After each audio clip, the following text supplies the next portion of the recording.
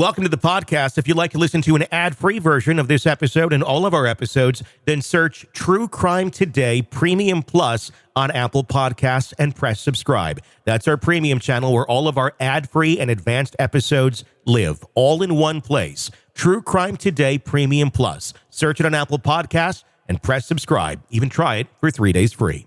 Sometimes the safest place is the most dangerous. You're tuned in to Hidden Killers with Tony Bruschi, featuring psychotherapist and author Shavaun Scott. The man allegedly behind the shooting of the United Healthcare CEO, Brian Thompson, Luigi Mangione. That's who we're going to be talking about here. Shavaun Scott, psychotherapist and author, joining us. I want to dive into the psychology of this because that's the question everybody's going to ask. Why did he do this? A lot of people...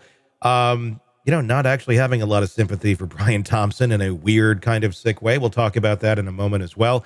But the fact we have a 26-year-old University of Pennsylvania graduate, very well off, very connected family. I mean, the guy had a good future in front of him, but sometimes future and setting are no match for mental health and where that can possibly take one. And that's the question that we're trying to figure out. What was going on here with Luigi Mangione? What do we know so far about his background and leading up to this event?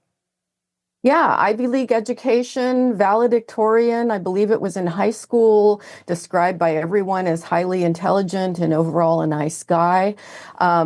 Did have the history of a back problem. I'm not sure if it was congenital or from an injury. It could have been either.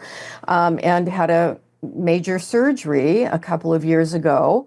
And it's unclear how debilitated he was from that. We don't really have that information yet. It's possible that he did have chronic pain and subsequent problems, although in many social media pictures we've seen, he appeared to be quite fit and quite athletic. And apparently half the women in the country are in love with him at this point. Yeah. So it's fascinating.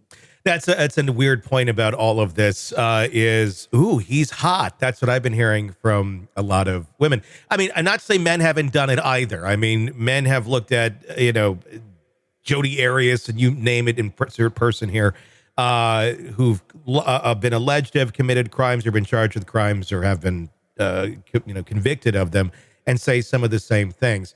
Obviously, there's that.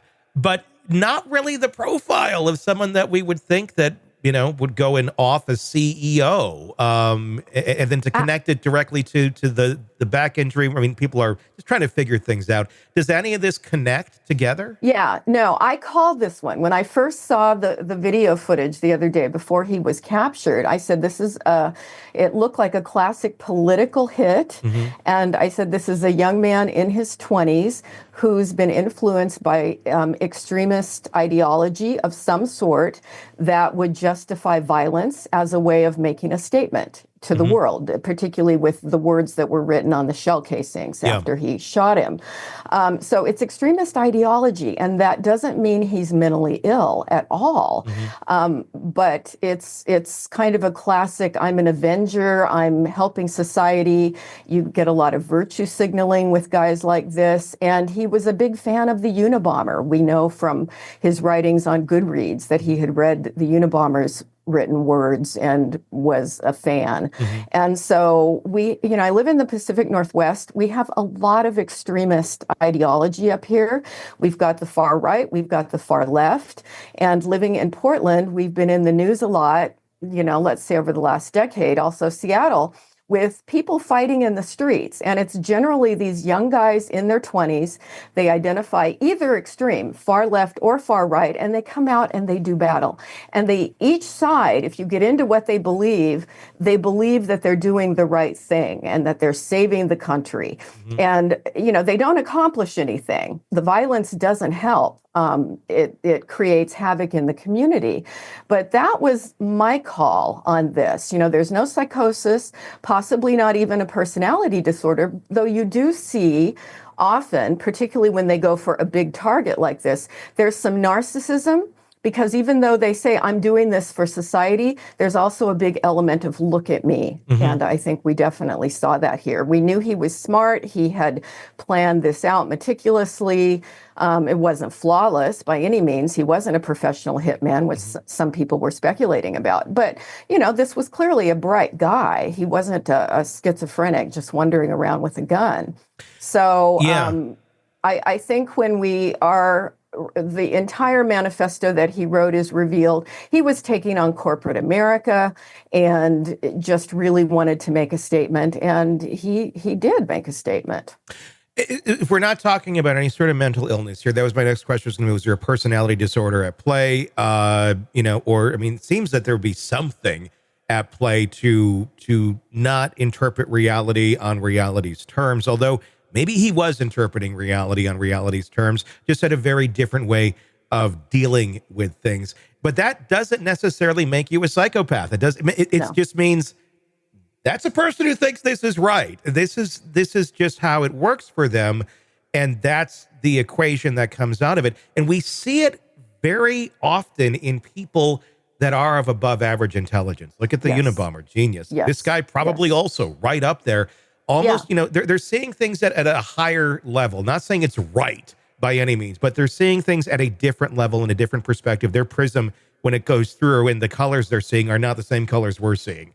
And they're thinking something different. I talk about extremism in my book quite a bit because there's a certain category of people who do mass killings. Some of the mass shootings have been by people with extremist ideology, and that's really been my focus in research. But they immerse themselves generally online. Again, if we had his internet history, you would find a lot of immersion in these extremist communities, and they identify with it. They read a lot of books on it. His Goodreads, choices are telling a lot. And it's sort of, we use the term radicalization. You see it with the suicide bombers who are not all mentally ill. Some are, but certainly not all of them. But they become so immersed in this reality and this belief system and this sense of I'm victimized somehow, or I'm standing up for the victimized people, and they virtue signal a lot. Look what I'm doing. I'm a martyr for the cause. And it's really a mindset, and it is a different reality than, what the average person inhabits. Welcome to the podcast. If you'd like to listen to an ad-free version of this episode and all of our episodes, then search True Crime Today Premium Plus on Apple Podcasts and press subscribe. That's our premium channel where all of our ad-free and advanced episodes live, all in one place. True Crime Today Premium Plus. Search it on Apple Podcasts and press subscribe. Even try it for 3 days free. You're neck deep in a dark, twisted tale, and just as the tension peaks, bam, a commercial about some miracle diet pill breaks the spell. It's like finding a fly in your soup after the first bite. But here's the fix. True Crime Today Premium Plus on Apple Podcasts. You get to enjoy your crime stories without the junk, ad-free episodes, extended interviews that go beyond the surface, and early access to all the gruesome details. It's like swapping out a can of cheap beer for a glass of fine whiskey. So search for True Crime Today Premium Plus on Apple Podcasts. Subscribe and keep the darkness flowing uninterrupted.